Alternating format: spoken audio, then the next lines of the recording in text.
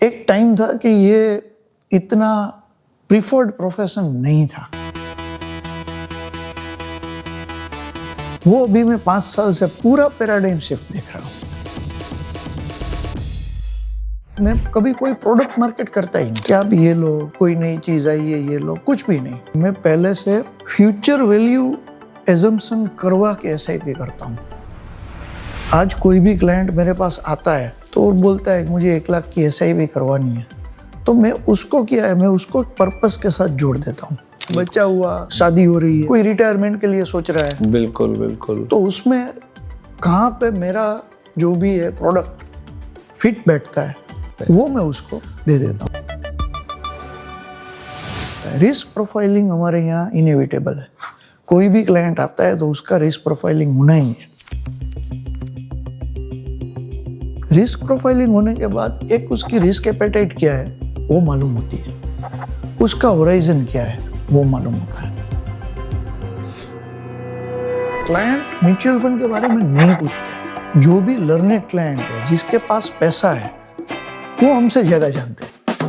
वो इकोनॉमिक्स के बारे में पूछेंगे, वो आपको जियोपॉलिटिकल सिचुएशन के बारे में पूछेंगे, वो आपको ऐसा पूछेंगे कि भाई ये क्रूड का दाम बढ़ेगा तो क्या असर आएगा हमारे इंडेक्स पे और क्यों आएगा। नॉलेजेबल एमएफडी कम से कम गलती करेगा। क्लाइंट को ये मालूम है इंडेक्स बढ़ेगा तभी रिटर्न मुझे मार्केट देगी।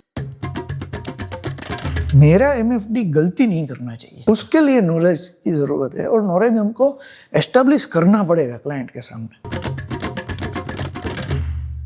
कभी भी डाउनफॉल आता है, मैं सामने से क्लाइंट्स को फोन करता हूँ, उससे कहता हूँ कि बहुत ही बड़ी अपॉर्चुनिटी है, आप क्या सोचते हो इसके बारे में।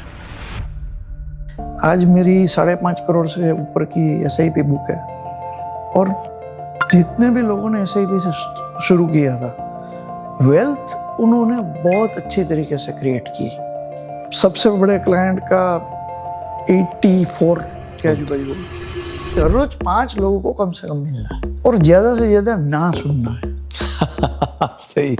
एक साल में टीयर 1-2 सिटी में 5 करोड़ का एयूएम हो सकता है। ऑब्जेक्शन हैंडलिंग से जो चीजें मिलती है ना, वो कहीं भी बुक्स पे, कहीं भी वीडियो ब्लॉग्स पे वो नहीं मिलती है।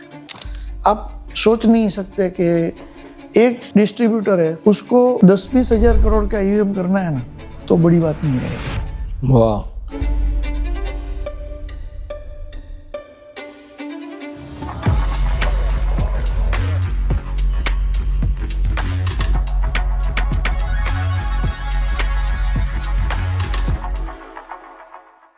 स्वागत है आपका billionaire code series powered by Nirmal Bang में। आज के जो हमारे गेस्ट हैं वो सचमुच में ऐसी ऐसी चीज़ें और ऐसी ऐसी बारीकियां समझाने वाले हैं जो एक नए एमएफडी के लिए बहुत ही शानदार मैनेजमेंट लेसन्स की तरह काम करेंगे। वो आपको सिखाएंगे किस तरह से क्लाइंट की एसआईपी को रोका जाए, किस तरह से क्लाइंट को मार्केट के उतार चढ़ाव में अप्रोच किया जाए, किस तरह से क्लाइंट को एडिशनल इन्वेस्टमेंट के लिए प्रेरित किया जाए। जामनगर जैसे छोटे से शहर में उन्होंने 900 करोड़ का एयूएम इकट्ठा किया है। जानते हैं उनसे उनकी सफलता की कहानी, उन्हीं की जुबानी। तो मिलते हैं चिराग पोरेचा जी से। स्वागत है चिराग जी आपका बिलियनर कोड सीरीज में। तो मुझे तो सबसे पहले तो ये जानना है कि जामनगर जैसी सिटी जहाँ 5-6 लाख की पॉपुलेशन है, वहाँ आपने 900 करोड़ के करीब का एयूएम इकट्ठा कर लिया। तो पहले तो मुझे आपको ये वहाँ पर किसने आपको ये प्रेरित किया एमएफडी बनने का, और कैसे इतनी छोटी सिटीज़ में आपने इतना बड़ा एयूएम इकट्ठा किया। तो आप पुरानी जो आपकी स्टार्टिंग जर्नी है वहाँ से थोड़ा बताइए हमारे को। Thank you for having me. First of all, I started my career as an life insurance agent और वहाँ से शुरू किया। 18-19 साल की एज पे काम शुरू कर दिया था। It was not by choice, it was by chance. तो तब लाइफ इंश्योरेंस के अलावा कुछ फिनेंशियल प्रोडक्ट इतनी अवेलेबल भी नहीं थी एक्सेप्ट पोस्टल सर्विसेज। तो लाइफ इंश्योरेंस बेचते बेचते काम करते गए, उसमें आगे बढ़ते गए और फिर एक ऐसा आया टाइम जब लोगों को ऐसी ज़रूरत महसूस हुई कि इन्फ्लेशन को बीट करके कहाँ से रिटर्न मिल सकता है। तब तक लाइफ इंश्योरेंस ठीक था, लाइफ इंश्योरेंस चल रहा, कन्वेंशनल प्रोडक्ट ही तब चलती थी, life insurance as an investment ज़्यादा जा रहा था, हाँ इंश्योरेंस कम जा रहा था। 2008 आई स्टार्टेड म्यूचुअल फंड, क्योंकि तब ज़रूरत दिखाई दी मुझे। लाइफ इंश्योरेंस में मैंने काफ़ी 28 MDRTs अब तक हो गए, 7 COT, 6 TOT सब अचीवमेंट कर लिया। लेकिन इन्फ्लेशन को बीट करके रिटर्न देने वाली बात है, वो एकदम जहन में बैठ गई। तो फिर म्यूचुअल फंड्स के सब डाटा देखे। 2008 में लगभग आप समझ लो हमारे पास 13-14 साल के एग्जिस्टिंग डाटा आ गए थे पूरी इंडस्ट्री जी। तो तब तक ऐसा तय हो गया था कि नहीं भाई ये प्रूवन चीज़ है, सब्जेक्ट टू आपका इन्वेस्टमेंट होराइजन 5 से या 7 साल से ज़्यादा होना चाहिए। तो 2008 में मैंने म्यूचुअल फंड स्टार्ट किया, फिर 18 में PMS, 20 में जस्ट बिफोर कोविड AIF, तो ऐसे ऐसे बढ़ता गया। तो जैसे 2008 तो बहुत ही मतलब एक तरह से मंदी का दौर था। यस उस पीरियड में आपने चालू किया। तो इनिशियल में तो मतलब आज के दिन में भी हम बोलते हैं इनिशियल में म्यूचुअल फंड में बड़ा डिफिकल्टी है 3-4 साल का। तो आपको इनिशियल में कितना लंबा पीरियड लगा और मतलब उस पीरियड में कैसे आपने मतलब नया चीज करने का सोचा जब मतलब पूरा माहौल एकदम मतलब अंधकार में था या मतलब ऐसा था?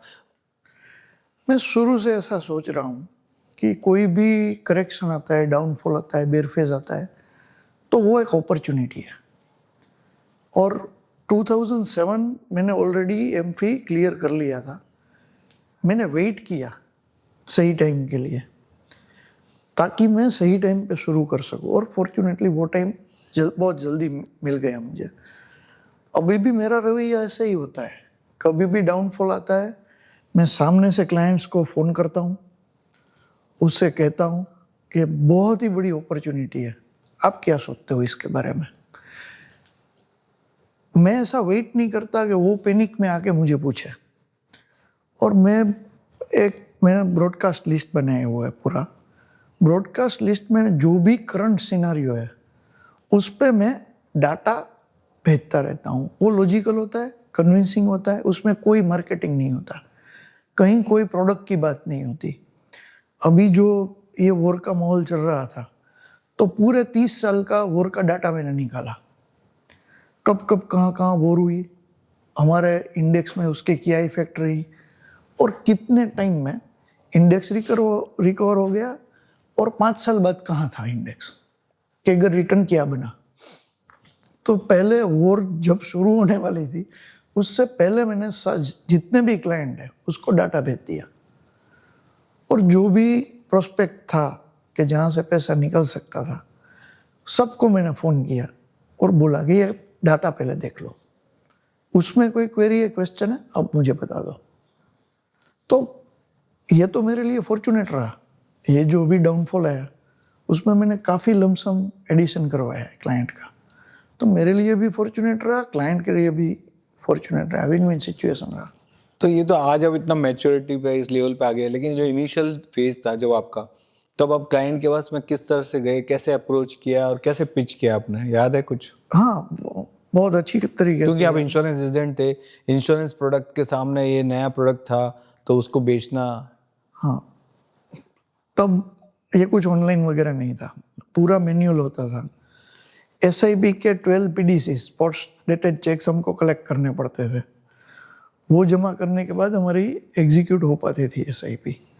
लेकिन तब से रुपी कॉस्ट एवरेज का फंडा मेरे दिमाग में बैठ गया था, which is much more than averaging. Right. तो तब से मैं SIP पे मैंने फोकस किया। आज मेरी 5.5 करोड़ से ऊपर की SIP बुक है, और जितने भी लोगों ने SIP से शुरू किया था, वेल्थ उन्होंने बहुत अच्छी तरीके से क्रिएट की।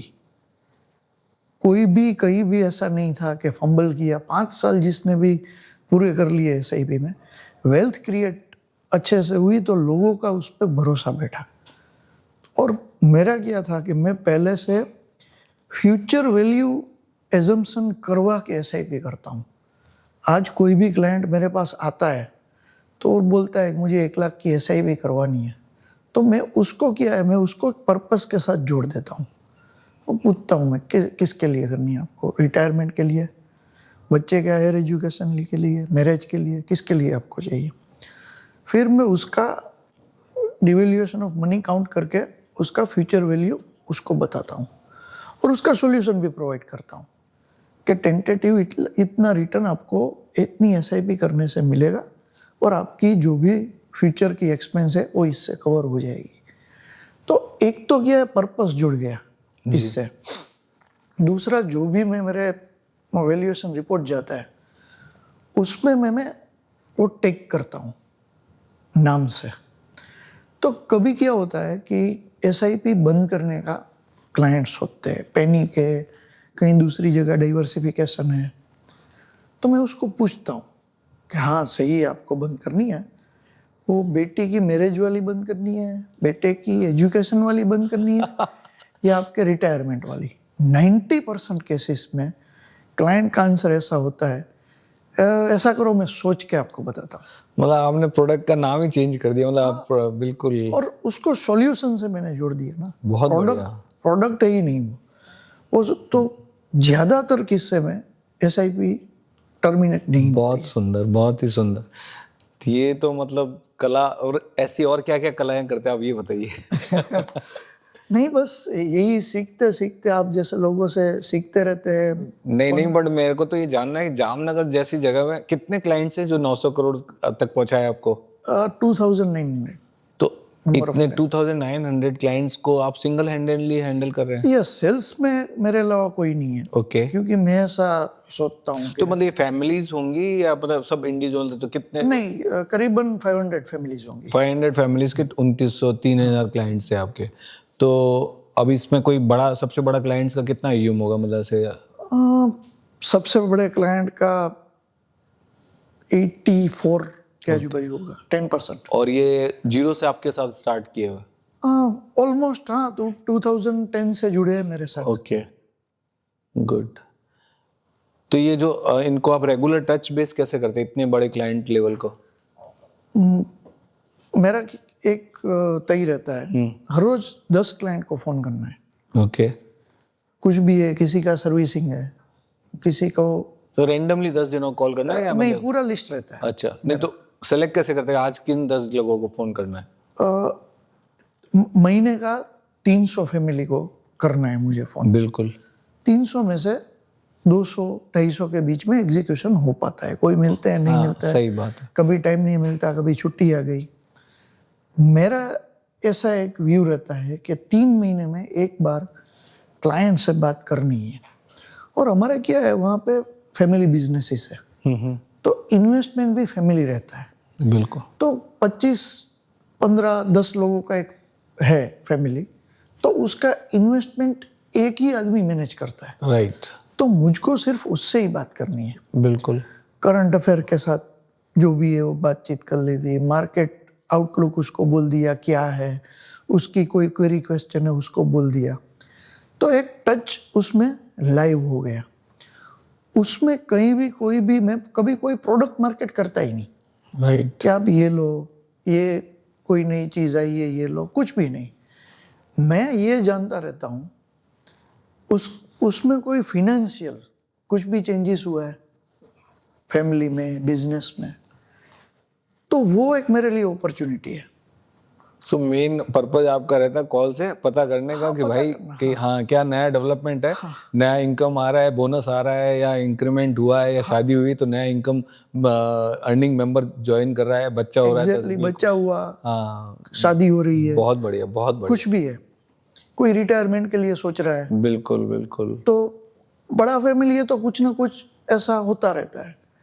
तो उसमें कहाँ पे मेरा जो भी है प्रोडक्ट फिट बैठता है, राइट राइट, वो मैं उसको दे देता हूँ। बहुत बढ़िया।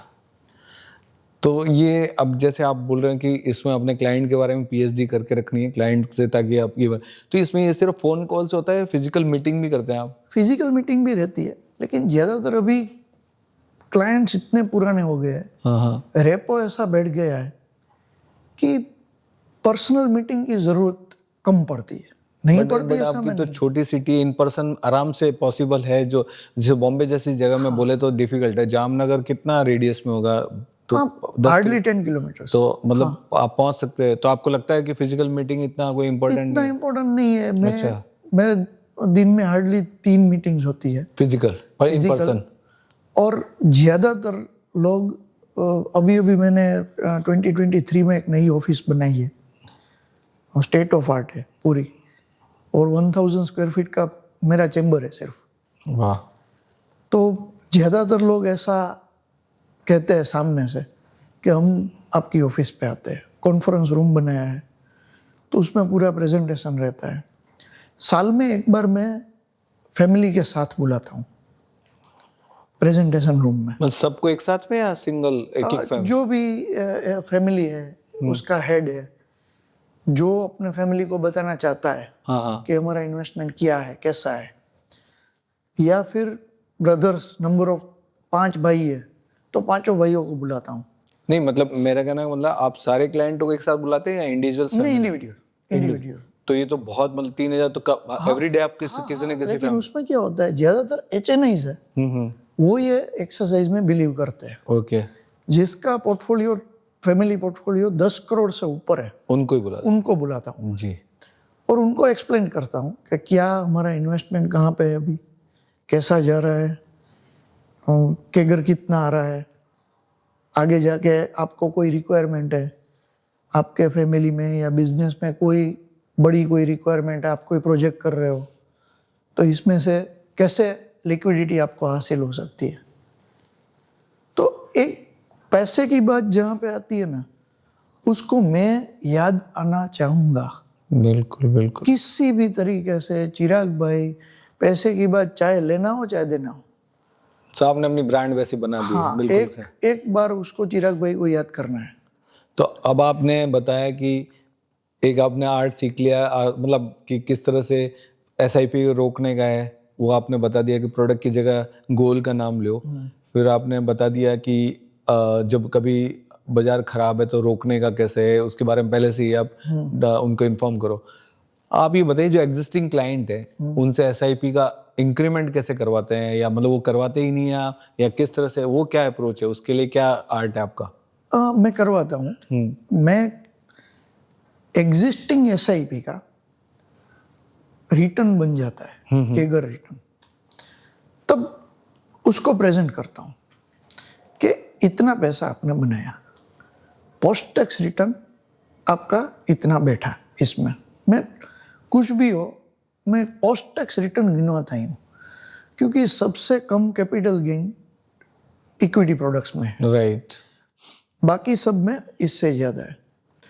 फिर मैं ये बोलता हूँ, ज़्यादातर हमारे वहाँ पे रियल एस्टेट एक्सपोजर बहुत ज़्यादा है, तो मैं रियल एस्टेट के साथ एक बार कंपेयर करवाता हूँ, physical asset versus financial asset. Covid के बाद एक पूरी लहर वहाँ की जो मार्केट है उसमें चल रही है कि पैसा लगाना है ना तो फिनेंशियल एसेट भी उतना ही इम्पोर्टेंट है, क्योंकि वो पूरा लेजिटिमेट है। अगर हमको कुछ भी हो गया तो रियल एस्टेट में क्या है, सिस्टम ड्रिवन नहीं है, वो पर्सनल ड्रिवन है। बिल्कुल। मैं बेचने जाऊंगा मेरे रियल एस्टेट, मुझे अलग दाम मिलेंगे। Right. मेरी वाइफ बेचने जाएगी, अलग दाम मिलेगा उसमें। तो ये किसी भी तरह करके क्लाइंट को मैं एक्सप्लेन करता हूँ और उसी से एक्सपीरियंस निकलवाता हूँ। First of all, real estate highly illiquid in nature. बिल्कुल। उसका कहीं पे भी, जैसे म्यूचुअल फंड्स में NAV डिक्लेयर होती है, वो आप यहाँ से रिडीम करवाओ, रेगुलराइज है पूरा। रियल एस्टेट कहीं पे भी रेगुलराइज नहीं है। तो ये सारी चीज़ें करता हूँ तो काफ़ी बार क्लाइंट के दिमाग में बैठता है कि हम रीएलोकेशन करते हैं। तो आपका एडिशनल अमाउंट आया। यस, मैं उसका वैगन व्हील, मैं उसको एक एक्सेल शीट भेजता हूँ, फिगर्स नहीं लेता, कोई देगा भी नहीं, कि आप अपना रियल एस्टेट का फिगर इसमें डालो, करंट वैल्यू, आप फिनेंशियल एसेट का इसमें डालो। फिनेंशियल एसेट का मैं उसको सम अप करके दे देता हूँ कि कुछ भी है, इंश्योरेंस में कितना, पीपीएफ में कितना है, वो सब फिगर्स मेरे पास रहते हैं। तो वो जब वैगन व्हील देखते हैं तो समझ में आता है। नेचुरली, हाँ, तो ऐसा मैंने कहा कि देखो ये तो ऐसी all eggs in one basket theory हो बट गई। लेकिन जैसे आपने बताया ये बात सब सही है, लेकिन जैसे बहुत सारे लोगों के पास में 1 नंबर 2 नंबर, जैसे आप कैश में नहीं है, कैश में जो काम करते हैं, तो फिर उनको कैसे कन्विंस करते हैं मेन लाइन में आने के लिए, मतलब मेन स्ट्रीम में आने के लिए? क्योंकि आप बिल्कुल समझ रहे हैं ना कि जो लोग हैं जो रियल एस्टेट में ज़्यादातर कैश एडजस्ट करने के हिसाब से, तो उनको अभी म्यूचुअल फंड में लाना तो बार बार तो डिमोनेटाइजेशन पॉसिबल नहीं है। डिमोनेटाइजेशन के बाद सिनारियो काफी चेंज हो गया। लोग समझ गए हैं कि जो गवर्नमेंट लीगल टेंडर बैंड कर सकती है वो कुछ भी कर सकती है। राइट। और अभी आपने ये शायद सुना होगा, एक आ गया अमेंडमेंट सीबीडीटी का, 84% पेनल्टी है। आपके घर में से कैश निकला, बिल्कुल, आप उसका कोई भी उसको हिसाब नहीं दे पाए, 84% है, तो ऑलमोस्ट आपका पैसा तो गया। बिल्कुल। तो ज्यादातर लोग अभी उस तरफ जाने की बजाय इस तरफ आना ज्यादा बहुत अच्छी पसंद बात करते है हैं। ये तो, बिल्कुल। तो उसके लिए ये तो आपके लिए आसान है उनको कन्विंस करना कि हाँ, बहुत आसान है। और रीबैलेंसिंग आजकल सब कुछ, हर कोई रीबैलेंसिंग करना चाहता है, बिल्कुल। All eggs in one basket नहीं रखना चाहता है। तो अभी आप जैसे किसी को भी आप जैसे फर्स्ट टाइम एडवाइस कर रहे हैं, इन्वेस्टमेंट वो तैयार भी हो गया, तो आप कौन से प्रोडक्ट में आपने कोई स्पेशलाइजेशन कर रखा है, ये प्रोडक्ट मैं पहले पिच करता हूँ, इसमें मेरी मास्टरी है, से रिटायरमेंट प्लानिंग में आप मास्टर हो, या एसआईपी रिलेटेड है, या कोई गोल बेस है, तो कुछ आपने अपने आप को कन्विंस किया, मतलब कि मैं इस चीज़ के बारे में मैं गारंटी बोलता हूँ, अगर कोई क्लाइंट मेरे पास में इस चीज़ के लिए आएगा तो मैं उसको कन्विंस कर दूंगा, ऐसा आपने बनाया कुछ? नहीं, कोई स्पेशलाइजेशन नहीं है, पूरा नीड बेस है। ओके। पूरा नीड बेस सेल है। क्लाइंट आते सबसे पहले उसका existing investment details, insurance details, वो सब मैं लेता हूँ। उसमें कहीं कोई एसेट एलोकेशन में मुझे ऐसा दिख रहा है ठीक नहीं है तो वो सजेस्ट करता हूँ। फिर रिस्क प्रोफाइलिंग होता है। रिस्क प्रोफाइलिंग हमारे यहाँ इनएविटेबल है, कोई भी क्लाइंट आता है तो उसका रिस्क प्रोफाइलिंग होना ही है। रिस्क प्रोफाइलिंग होने के बाद एक उसकी रिस्क एपेटाइट क्या है वो मालूम होती है, उसका होराइजन क्या है वो मालूम होता है। फिर 7 साल से अगर कम होराइजन है तो मैं उसको इक्विटी प्रोडक्ट सजेस्ट नहीं करता। हाइब्रिड प्रोडक्ट भी अगर 5 साल से कम होराइजन है तो मैं उसको सजेस्ट नहीं करता। और फिर मैं उसका पूरा एक बना के उसको सजेशन एक देता हूँ कि भाई ऐसा ऐसा ऐसा ऐसा मैंने सोचा है, ये अभी मैं आपको दे रहा हूँ, आप इस पे देख लो, फैमिली के साथ बैठ के पूरा देख लो। इंश्योरेंस एडिक्वेट है कि नहीं वो भी मैं देखता हूँ, वरना उसको टर्म इंश्योरेंस सजेस्ट करता हूँ। और ज़्यादातर लोग एक बार पूरा फिनेंशियल जो भी है उसका इन आउट देखने के बाद पूरा रिव्यू करने के लिए राजी हो जाते हैं। बिल्कुल। और वो पूरा मैं करके उसका रिस्क एपेटाइट देख के फिर उसको जो भी है वो मैं प्रोडक्ट सजेस्ट करता हूँ कि भाई ऐसा ऐसा है, आप जो भी है। म्यूचुअल फंड की स्कीम्स हम कभी सजेस्ट नहीं करते, हम क्लाइंट को बताते हैं कि ये है। पूरा एक मॉडल पोर्टफोलियो में बनाता हूँ जिसमें पूरा जितनी भी स्कीम है उसका सब 10 साल तक का रिटर्न, उसका रोलिंग रिटर्न, उसका alpha beta standard deviation surplus सब होता है, उसमें पूरा फैक्ट आ जाता है। तो वो मैं उसको देता हूँ कि आप देख लो आपको क्या करना है, वो सिलेक्ट करके देता है, फिर हमारा एग्जीक्यूशन होता है। लेकिन किसी भी चीज़ के लिए future value is a must. बिल्कुल। कोई भी चीज़ ऐसे नहीं कि चलो 1 लाख का एसआईपी बोल दिया मैंने कर लिया, कि 1 लाख का एसआईपी आपको किस लिए करना है, पर्पस ड्रिवन होना। पर्पस डिफाइन होना चाहिए। तो ये आपने जैसे बताया पूरा प्रोसेसेस वगैरह के लिए, तो आपकी जो टीम है उसका क्या मतलब है, कौन क्या देखता है, कौन होना चाहिए? एक जैसे कोई एक MFD है जो 50-100 करोड़ के आसपास पहुंच रहा है और उसको एक अपना ऑफिस प्रॉपर सेटअप करना है, तो कौन कौन टीम मेंबर, क्या स्किल वाले लोग होने चाहिए ताकि वो नेक्स्ट लेवल पे पहुंचे या उसको और बेहतरीन तरीके से अपने काम को कर पाए? मेरा ऑफिस ISO 9001 सर्टिफाइड है। सिर्फ सर्टिफाइड नहीं है, पूरा प्रोसेस मेरा ऑफिस का लिखा हुआ होता है। और कोई स्टाफ जो है वो एक काम नहीं करता। ओके। एवरी 4 मंथ्स पूरा स्टाफ रोटेट होता है। जो म्यूचुअल फंड करता है वो फिर लाइफ इंश्योरेंस देखता है, लाइफ इंश्योरेंस वाला बंदा जो है FD देखता है, FD वाला कॉम्प्लायंस KYC देखता है।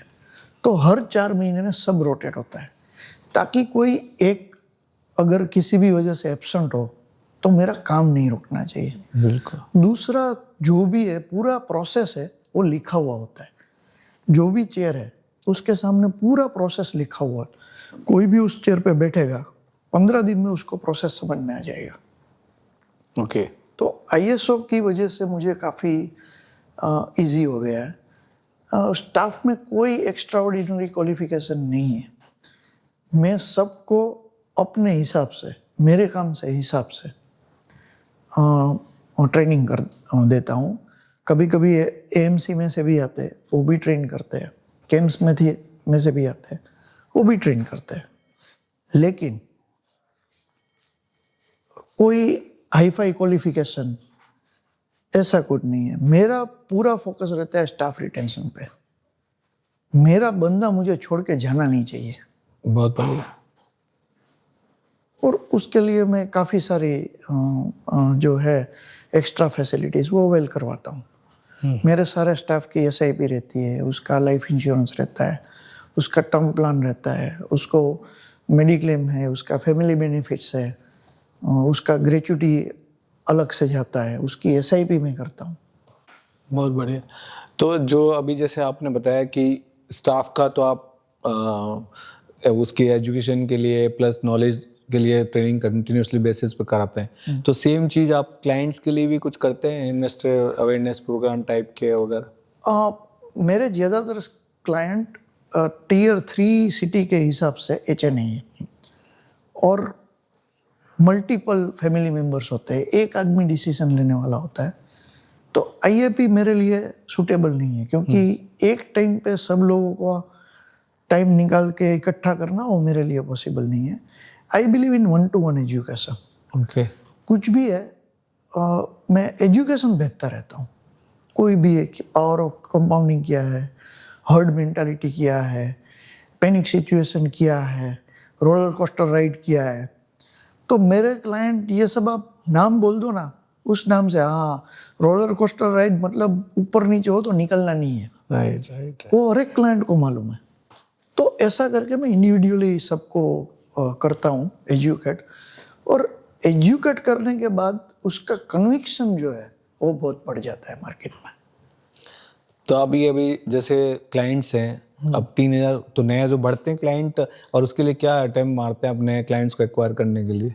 अभी ज़्यादातर मेरे जो क्लाइंट्स हैं वो रेफरेंस से आते हैं। मेरे एग्जिस्टिंग क्लाइंट है वो रेफरेंस देते हैं, सामने से आता है। अभी बहुत साल पुश मार्केटिंग कर लिया। I was in product to sell insurance.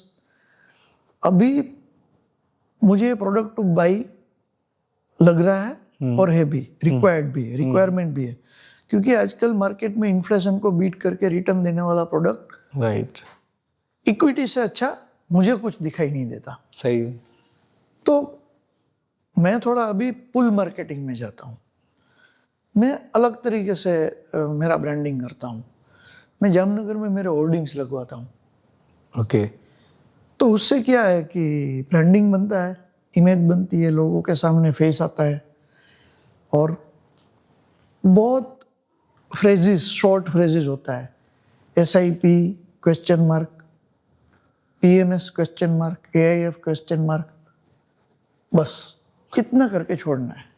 अच्छा, बिल्कुल। तो अभी आपको क्या लग रहा है फ्यूचर इस इंडस्ट्री का, और जो नए जो MFDs हैं जो नहीं जुड़े हुए हैं पूरे फुल मतलब तरीके से और पार्ट टाइम कर रहे हैं, उनको आप क्या संदेश देंगे? क्या लग रहा है आपको फ्यूचर? और नए जो बिल्कुल सोच रहे हैं एमएफडी बनने का, उनके लिए आपका क्या संदेश होगा? बहुत ही ब्राइट फ्यूचर है, पोटेंशियल बहुत ही अच्छा है। हमारे यहाँ डोमेस्टिक सेविंग का हार्डली 8% इक्विटी तक पहुँच रहा है। उसमें डायरेक्ट इक्विटी भी इंक्लूड है, म्यूचुअल फंड सब है। डेवलप कंट्री में ये रेशियो 40-50% तक है। तो बहुत अभी गैप है यहाँ पे, स्कोप है। हाँ, हाँ अभी ऑलमोस्ट 55-60% पैसा डोमेस्टिक सेविंग में से फिक्स डिपॉजिट में अभी भी जा रहा है। और काफ़ी यंगस्टर्स भी ऐसे हैं जो एफडी करवा रहे हैं, क्योंकि उसको अवेयरनेस इतनी नहीं है। राइट। तो ये अवेयरनेस एक बार क्रिएट करने के बाद हमारा काम बहुत इजी हो जाता है कि पूरा जो है रिटर्न्स आप 10 साल 15 साल का एवरेज इंडेक्स का रिटर्न पकड़ के भी किसी को भी दे दो तो बहुत कन्विंसिंग स्टोरी है। और आगे जाके ये बहुत ही आगे, मतलब आप सोच नहीं सकते कि एक डिस्ट्रीब्यूटर है, उसको 10-20 हज़ार करोड़ का ईवीएम करना है ना, तो बड़ी बात नहीं रहेगी। वाह। तो कैसे स्टार्ट करें जो नए एमएफडीज है, उसको इनिशियल फर्स्ट ईयर में क्या क्या चीज़ें करनी चाहिए ताकि वो बना रहे सिस्टम में? और एक मिनिमम आपको क्या लगता है कि फर्स्ट ईयर में एक फ्रेशर कितना एयूएम इकट्ठा कर सकता है? फ्रेशर के लिए डिपेंड्स ऑन जियोग्राफिकल लोकेशन क्या है, उसका बैकग्राउंड कैसा है। लेकिन मेरे हिसाब से हर एक एमएफडी के लिए बेसिक एजुकेशन है ना, वो बहुत ही ज़रूरी है। ज़्यादातर लोग ऐसा सोचते हैं कि कुछ भी नहीं किया, सिंपल ग्रेजुएट हो के एमएफडी बन गए, कुछ भी नहीं है चलो एमएफडी बन जाते। ये ऐसा नहीं है प्रोफेशन। आप कभी अपने क्लाइंट को जस्टिफाई नहीं कर पाओगे आगे जाके। मेरे लिए मैं प्रिफर करूँगा, कोई भी यंगस्टर है उसको इस करियर के बारे में अगर सीरियस है, गो फॉर सीएफपी। अगर सीएफपी लेंदी दिख रहा है, एनआईएसएम के बहुत सारे मॉड्यूल्स हैं, आप कोई भी मॉड्यूल्स पकड़ के क्लियर कर लो। आईआईएम के बहुत अच्छे मॉड्यूल्स हैं, वो आप क्लियर कर लो। 3-3 दिन के हैं मॉड्यूल्स, वो आप क्लियर कर लो। बेसिक इकोनॉमिक्स जाने बिना आप इक्विटी जान नहीं सकते। राइट। मेरा ऐसा मानना है। और इक्विटी है, कोई भी है, आगे जाके इंडेक्स जो है वो अर्निंग्स फॉलो करेगा। अर्निंग्स समझने के लिए इकोनॉमिक्स बहुत ज़रूरी है। तो ये एक बार बेसिक जो पता चल गया, तो क्लाइंट के लिए अगर कुछ भी डिसीजन लेना है, क्लाइंट को कुछ भी सजेस्ट करना है, बहुत ही अच्छा रहेगा। दूसरे अभी का क्या है, क्लाइंट म्यूचुअल फंड के बारे में नहीं पूछते। राइट। जो भी लर्नेड क्लाइंट है, जिसके पास पैसा है, वो हमसे ज़्यादा जानते हैं। बिल्कुल। वो इकोनॉमिक्स के बारे में पूछेंगे, वो आपको जियो पॉलिटिकल सिचुएशन के बारे में पूछेंगे, वो आपको ऐसा पूछेंगे कि भाई ये क्रूड का दाम बढ़ेगा तो क्या असर आएगा हमारे इंडेक्स पे और क्यों आएगा। काफ़ी क्लाइंट्स ऐसे हैं जो हमारा नॉलेज है उसको मेजर करेंगे। बिल्कुल। और उसको नॉलेजेबल आदमी को ही पैसा देना है। सही बात। मार्केट में रिटर्न कोई एमएफडी बना के देगा नहीं। नॉलेजेबल एमएफडी कम से कम गलती करेगा। बिल्कुल। क्लाइंट को ये मालूम है इंडेक्स बढ़ेगा तभी रिटर्न मुझे मार्केट देगी। मेरा एमएफडी गलती नहीं करना चाहिए। बराबर, सही बात। उसके लिए नॉलेज की ज़रूरत है, और नॉलेज हमको एस्टेब्लिश करना पड़ेगा क्लाइंट के सामने कि हाँ हम इतना जानते हैं करके। तो इसके लिए इकोनॉमिक्स का बेसिक सेंस होना बहुत ज़रूरी है मेरे हिसाब से। और दूसरा, वो कितना ईएम कर सकता है एक साल में अंदाज से? एक साल में अगर टियर 1-2 सिटी में है तो 5 करोड़ का एयूएम हो सकता है। बिल्कुल। कुछ भी नहीं है। बेसिक उसको है कि हर रोज 5 लोगों को कम से कम मिलना है। बिल्कुल। और ज़्यादा से ज़्यादा ना सुनना है। सही। क्योंकि जो ऑब्जेक्शन हैंडलिंग से जो चीज़ें मिलती है ना, वो कहीं भी बुक्स पे, कहीं भी वीडियो ब्लॉग्स पे वो नहीं मिलती है। बहुत बढ़िया, बहुत अच्छा लगा आपसे बात करके, और आपने जेन्युइनली जो चीज़ें होती है उसके बारे में इतनी बारीकियों से और इतने सरलता से बताया है। मुझे लगता है अगर कोई इस एपिसोड को देखेगा, वो मोटिवेशन के अलावा उसको बहुत सारी दिक्कतों का सामना नहीं करना पड़ेगा अगर इसको फॉलो करता है तो। बहुत अच्छा लगा। और अगर आपको इस सीरीज़ के बारे में, बिलियनर कोड सीरीज़ जो हमारा अटेम्प्ट है उसके बारे में अगर आपको कुछ कहना है तो। जरूर मैं कहूँगा, बहुत ही need of our, I will say. ऐसे हम एक टाइम जोन में हैं जहाँ पे एमएफडी को कोई इंडस्ट्री की तरह लेता, म्यूचुअल फंड डिस्ट्रीब्यूशन को इंडस्ट्री की तरह लेना चाहिए। इस पे इतनी अपॉर्चुनिटीज है, अगर आप सीरियसली इस प्रोफेशन में जाओ तो उसमें आप एक इंडस्ट्री की तरह काम कर सकते हो और इंडस्ट्री की तरह रेवेन्यू भी जनरेट कर सकते हो। हमारे काफ़ी सारे म्यूचुअल फंड डिस्ट्रीब्यूटर्स है, उसकी रेवेन्यू रिमार्केबल है, आज भी अच्छे से अच्छे काम भी कर रहे हैं और अच्छे से अच्छा सोशल स्टेटस भी है। और पिछले 3-4 सालों से मैं देख रहा हूँ काफ़ी लोग मेरे पास आ रहे हैं इलाइट क्लास में से, डॉक्टर्स के, इंजीनियर्स के, चार्टर अकाउंटेंट्स के सक्सेसर है, वो मेरे पास आ रहे हैं और पूछ रहे हैं कि हमको आप जैसा बनना है, हमको आपके प्रोफेशन में आना है, तो क्या करना होता है, इसमें क्या क्वालिफिकेशन लेना होता है। मतलब एक टाइम था कि ये इतना प्रिफर्ड प्रोफेशन नहीं था। बिल्कुल, वो अभी मैं 5 साल से पूरा पैराडाइम शिफ्ट देख रहा हूँ। बहुत बढ़िया। इतनी हाई नोट पे हम बंद कर रहे हैं, मुझे अच्छा लग रहा है बहुत, और आपसे बात करके बहुत अच्छा लगा। और इस इंडस्ट्री का फ्यूचर सचमुच में बहुत ही ब्राइट है, और आपके जैसे लोग जो सिखाने के लिए तैयार है लोगों को, बहुत अच्छा लग रहा है। थैंक यू वेरी मच, आपने टाइम निकाला और जामनगर से आप आए, बहुत बढ़िया लगा। Thank you very much.